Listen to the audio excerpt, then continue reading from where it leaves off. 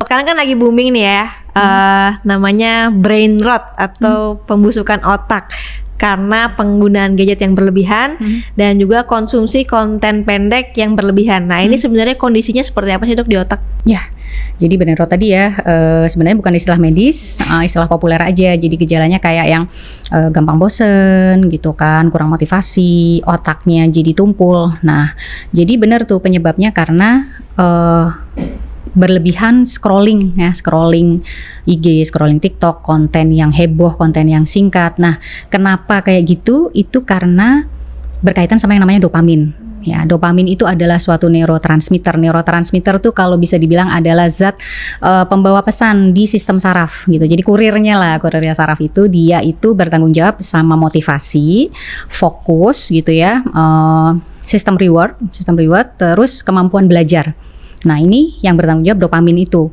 Nah, si konten-konten itu tadi, jadi dopamin itu apa sih? Kalau kita seneng gitu sama sesuatu, dopamin itu bakal keluar gitu. Jadi dia kayak reward kan tadi. Nah, si konten-konten pendek itu akan membanjiri otak dengan dopamin yang tinggi, dopamin yang banyak, yang cepat, yang instan gitu. Jadi kayak junk food ya, junk food dopamin overload gitu di otak kita.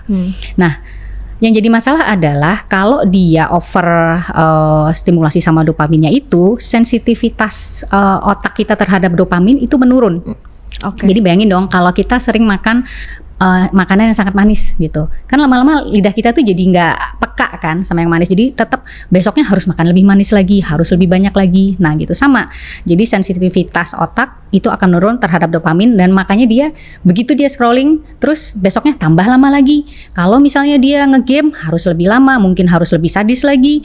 Pornografi misalnya ya harus lebih yang lebih kacau lagi seperti itu, baru dopaminnya terpenuhi.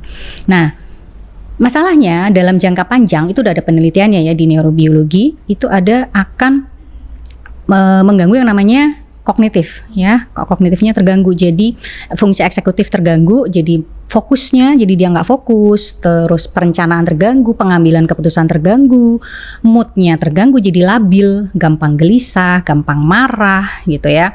Terus motivasinya turun, sulit untuk beraktivitas yang positif seperti misalnya belajar, olahraga, baca buku.